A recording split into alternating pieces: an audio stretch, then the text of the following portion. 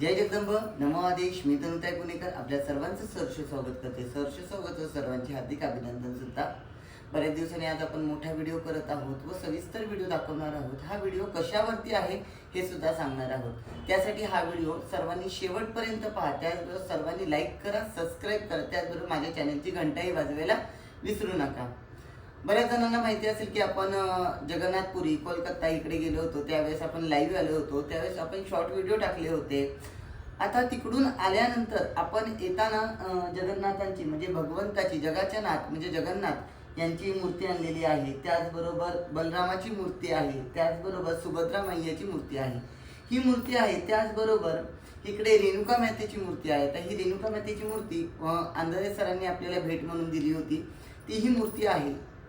तर आज या मूर्तीची आपण प्राणप्रतिष्ठा करणार आहोत.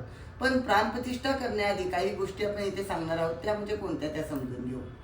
बरेचदा आपण कुठल्या ना कुठल्या तीर्थस्थळाला जातो, धर्मस्थळी जातो. तिथे आपल्याला देवी देवतींच्या मूर्त्या आवडतात. आपण तिथून घेऊन येतो. पण असं होतं की एखाद्या देवी देवतेची मूर्ती आपल्या घरामध्ये पहिली असते किंवा ती मूर्ती आपण पहिल्यापासून पूजत असतो आणि आपण नवीन जागी गेल्यानंतर किंवा त्या जागी गेल्यानंतर आपल्याला एखादी नवीन मूर्ती आवडते. विशेषतः आपल्या घरामध्ये ती एखाद्या देवाची मूर्ती असते पण तिथे आपल्याला दुसरी मूर्ती सुद्धा आवडते. मग आपण असं करतो, ती ही मूर्ती घेऊन येतो. घरी आणल्यानंतर ती ही मूर्ती आपण पूजतो. मग आपल्या घरामध्ये दोन मूर्त्या होतात. तर याविषयी बऱ्याच लोकांचे प्रश्न असतात. ताई, आमच्या घरामध्ये एक मूर्ती होती, ती आम्ही बरेच वर्षापासून पूजत होतो. पण आम्ही तुळजापूरला, येरमाळ्याला किंवा कोल्हापूरला, माहूरला किंवा सप्तशृंगीला किंवा इतर कोणत्याही देव तीर्थस्थळी गेलो होतो, तिथून आम्ही मूर्ती आणली. आता ती मूर्ती आमच्याकडे डबल झालेली आहे. तर दोन दोन मूर्त्या घरामध्ये चालतात का?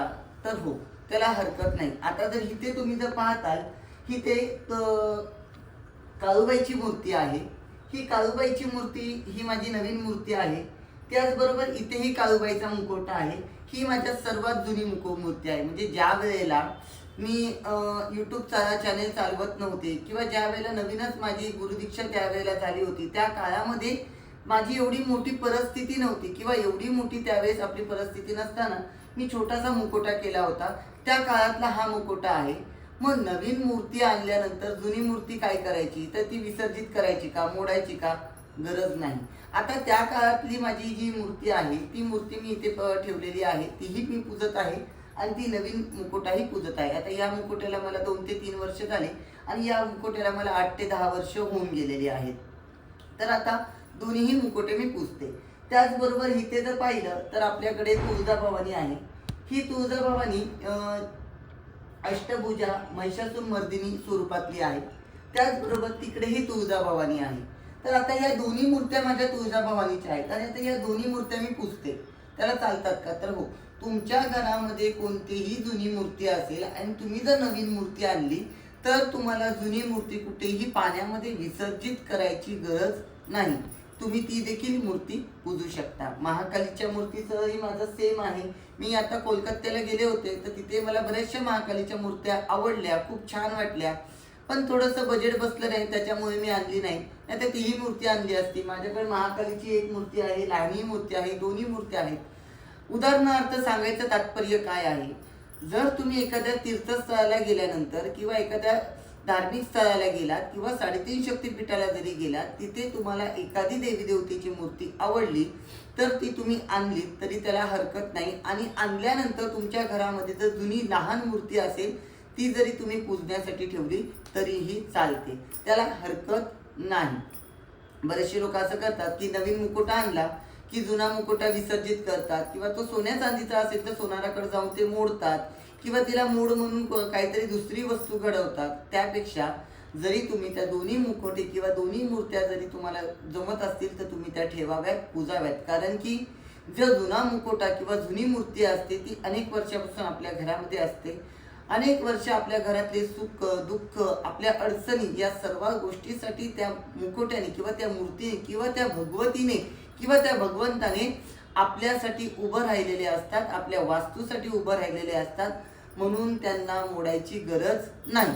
पण असं असेल, जागा कमी असेल, आपल्याकडे जागेचा प्रभाव कमी असेल किंवा देवघर आपलं लहान असेल तर एखाद्या पुरोहिताच्या हाताने किंवा एखाद्या योग्य जाणकार व्यक्तीच्या हाताने त्या मूर्तीचा प्राण एखाद्या दुसऱ्या मूर्तीमध्ये ट्रान्सफर करून म्हणजे स्थानिक करून तुम्ही तो जो काही मुखवटा असेल किंवा ती जी मूर्ती असेल ती तुम्ही एखाद्या दुकानामध्ये मोडीमध्ये देऊन त्याचं तुम्ही दुसरी वस्तू काहीतरी करू शकता, किंवा ती मातीची असेल पाषाणाची असेल तर तुम्ही पाण्यामध्ये विसर्जित करू शकता. पण तुम्ही ती सोडावीच किंवा ती सोडून द्यावी असा कुठलाही अट्टहास नाही.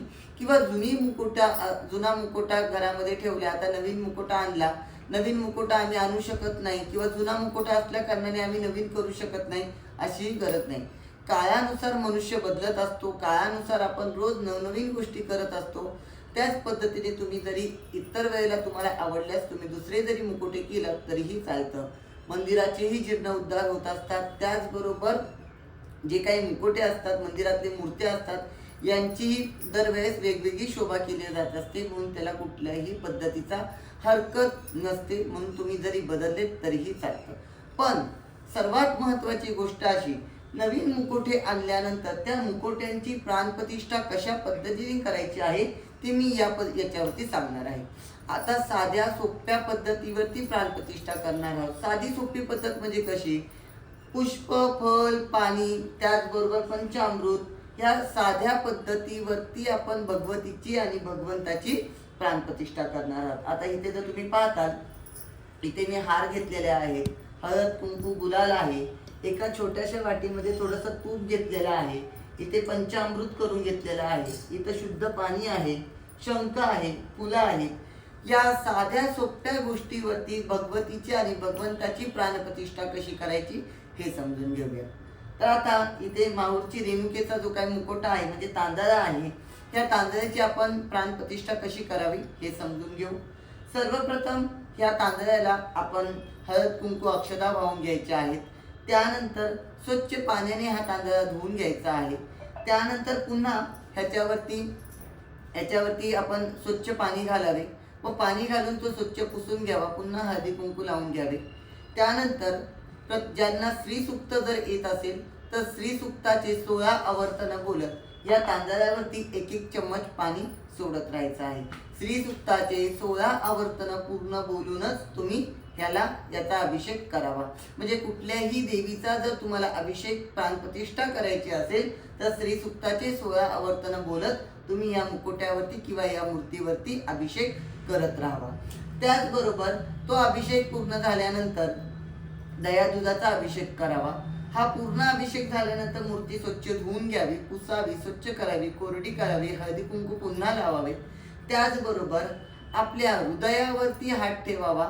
म्हणजे आपला जो डावा हात आहे तो अशा पद्धतीने हृदयावरती किंवा मस्तकावरती इथे ठेवावा आणि देवाच्या बरोबर छातीवरती आपली ही 4 बोटे लावून 15 वेळा ओंकार बोलून घ्यावेत. म्हणजे ओम ओम असे 15 वेळा बोलून घ्यावेत व नेत्रांना तुपाचे बोट द्यावे. जेणेकरून अशा साध्या सोप्या पद्धतीने जगदंबेची प्राणप्रतिष्ठा होत असते. म्हणजे ही साधी पद्धत आहे. साधी म्हणजे एकदम घरातल्या घरात करता येईल अशा पद्धतीने. त्याचबरोबर आता इथे जगन्नाथ म्हणजे श्रीकृष्ण भगवंत जगाचे नाथ यांचा अभिषेक करताना तुम्ही रुद्रपाठ घेऊ शकता. त्याचबरोबर पुरुष सूक्त घेऊ शकता. अक्षी तुम्हाला रुद्रपाठ पुरुष सूक्त येत नसेल तर तुम्ही हरे कृष्णा महामंत्राचा जप करत किंवा हरे कृष्ण मंत्र बोलत तुम्ही भगवंताचा अभिषेक करू शकता. फक्त महत्त्वाची गोष्ट अशी असते, भगवंताचा अभिषेक करताना सर्वप्रथम आपल्याला अभिषेकासाठी शंखाची गरज असते. शंखामध्ये पाणी घेऊनच भगवंताला अभिषेक करावा. भगवंताला अभिषेक हा शंखातून पाण्याने केल्याने अतिउत्तम असते व शंखाच्या पाण्यानेच भगवंताला अभिषेक केला जातो. कारण की ते विष्णू आहेत, भगवंत आहेत. भगवंताला प्रिय हा शंख आहे म्हणून शंखाच्या पाण्यातून भगवंताचा अभिषेक करणे अतिउत्तम असते.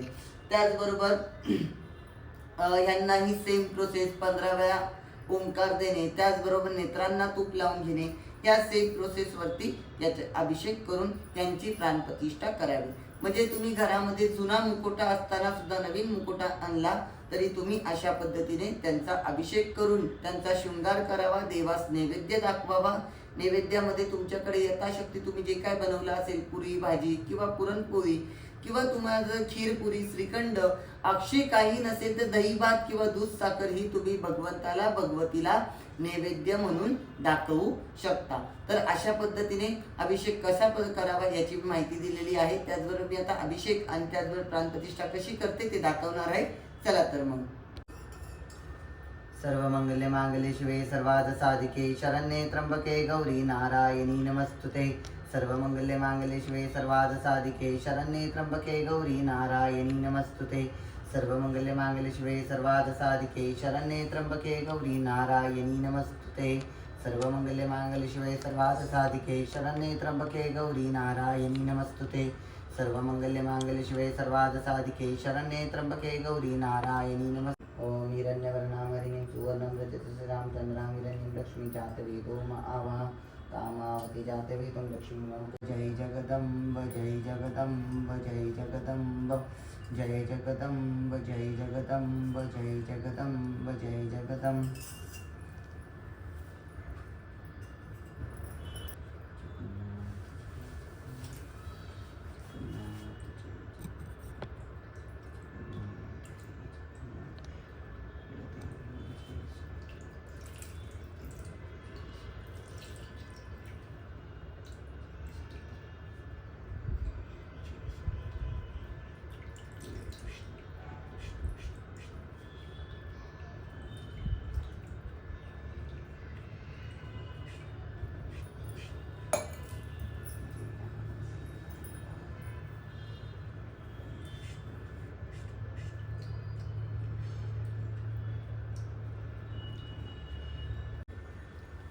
आता पूर्णपणे आपण भगवंताचा व जगदंबेचा अभिषेक करून झालेला आहे। श्रीसुक्ताचं पठण झालेलं आहे।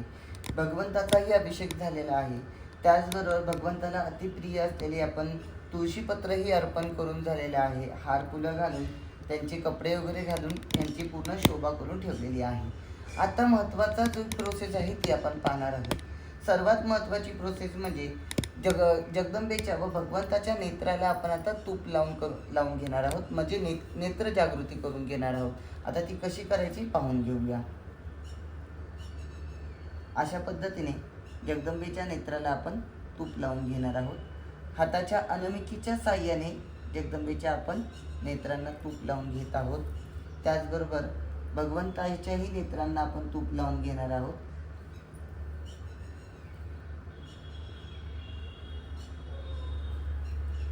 जगन्नाथाच्या नेत्रांना तूप लावून घेत आहोत।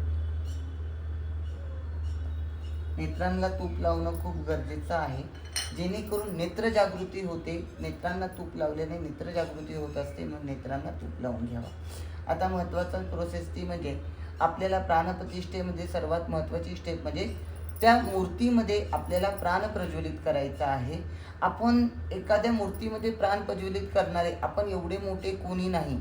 आपल्या साध्या सोप्या पद्धतीने आपण फक्त ओंकार देऊन जगदंबेला इथे बोलवणार आहोत। भगवंताला इथे बोलवून त्या मूर्तीमध्ये चैतन्य निर्माण करण्याचं कार्य करत आहोत। ज्या वेळेला ही मूर्ती बनते त्यावेळेला ह्याला ठोकल्या जातं, मग त्याचबरोबर त्याच्यावरती ठोकून काम केलं जातं, पाय लागतो, हात लागतो, गरम केलं जातं। तर या मूर्तीला पूर्णत्वाने उष्णतेने थंडवा देणे आणि त्याच्यामध्ये चैतन्य निर्माण करण्यासाठी आपण ही प्रोसेस करत आहोत। त्याच्यासाठी आपल्या घरामध्ये ही जी कोणती मूर्ती आपण ठेवणार आहोत त्या मूर्तीला आपण अशा पद्धतीने अभिषेक घालून त्याचबरोबर त्या मूर्तीमध्ये चैतन्य आणण्यासाठी ओंकार द्यावा।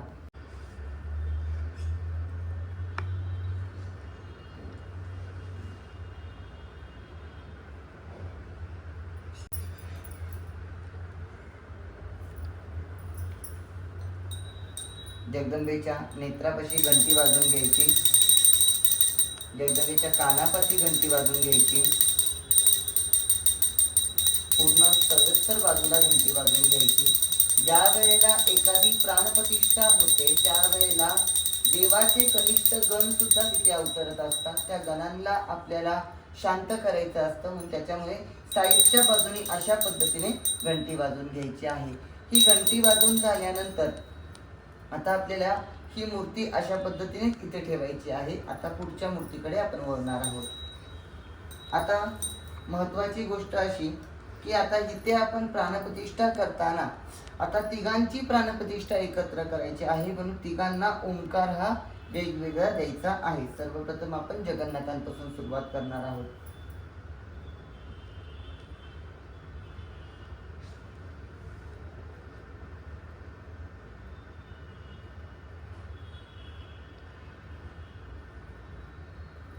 आता सर्वांच्या कानापाशी घंटी वाजवून घ्यायची आहे,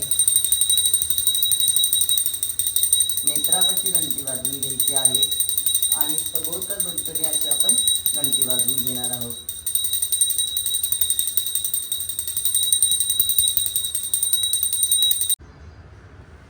आता आपण अशा पद्धतीने घंटी वाजवून घेतली आहे. त्याचबरोबर भगवंताचा पूर्ण शृंगार करून घेतलेला आहे. देवाला आता नैवेद्य आपण पुरणपोळीचा नैवेद्य केलेला आहे. पुरणपोळीचा नैवेद्य, दही भाताचा नैवेद्य आपण आता भगवंताला दाखवणार आहोत. तर अशा पद्धतीने आपण साध्या पद्धतीने घरातल्या घरात एखाद्या नवीन मुकुट्याची किंवा एखाद्या नवीन मूर्तीची प्राणप्रतिष्ठा कशी करावी हे सांगितलेलं आहे. तर तुम्ही अशा पद्धतीने प्राणप्रतिष्ठा करून पहा. त्याचबरोबर तुमचे जे काही प्रश्न असतील किंवा तुमच्या अडचणी असतील त्यासाठी तुम्ही आपल्या गादीवरती जर यायचं असेल तर येण्यासाठी आपला नंबर आहे 93 22 16 16 99 9322161699 या नंबरवरती संपर्क करून तुम्ही रविवारच्या दिवशी येऊ शकता. त्याचबरोबर माझ्या चॅनलला लाईक करा, सबस्क्राईब करा. त्याचबरोबर चॅनलची घंटाही वाजवायला विसरू नका, जेणेकरून माझे असेच नवनवीन व्हिडिओ तुमच्यापर्यंत लवकरात लवकर पोहोचतील. तर सर्वांना जय जगदंब, नमो आदेश, जय जगन्नाथ.